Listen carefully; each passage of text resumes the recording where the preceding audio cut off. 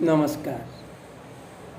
दीपावली आलोकर पर्व। ए दिन विशेष भाव माँ महालक्ष्मी पूजा करते। ए दिन आपण ओं श्री विष्णुप्रिय नम बा ओं श्री महालक्ष्मी नम ए मंत्र आपण जप करते। यह छड़ा महालक्ष्मी पाखरे माटीर दीपटी प्रज्वलित करते।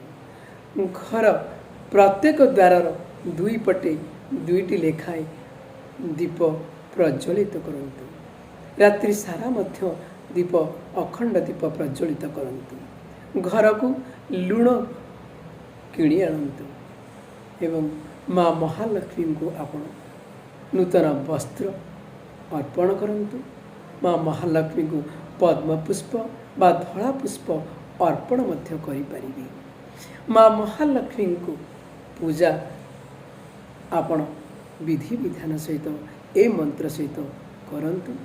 ए दिन आपण घर को रूपार जेकोसी द्रव्यटी किणी आणती, किंतु दीपावली दिन आपण कला बा लाल रंगर वस्त्र आदौ पिंधंतु नाही।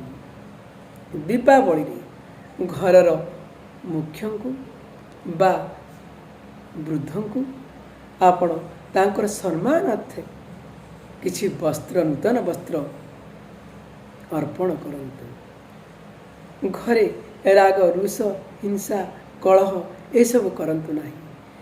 आनंदित बा सुख रे आपण से दिन रहंतु।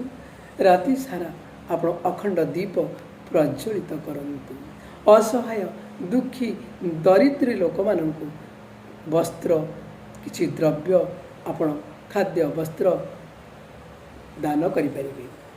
एछड़ा माँ महालक्ष्मी गायत्री मंत्र आपण मध्य जप करिपारिबे। ओं महादेवे विद्महे विष्णुप्रियाय च धीमहि तन्नो लक्ष्मी प्रचोदयात्। ए मंत्र आपण 5 थर 7 थर 9 थर 21 थर बा 108 थर जप मध्य करिपारिबे। एहा हेले दीपावली आलोक पर्व आपणकर भाग्य को आनीदेव आलोकमय करदेव एवं घरे सुख समृद्धि शुभ एवं आपणकर मनस्कामना पूर्ण हो पार। जदि ये वीडियो भल लगी थाए तेबे आपण लाइक एवं सब्सक्राइब करंतु एवं सांग मानक शेयर करंतु। रहिली नमस्कार।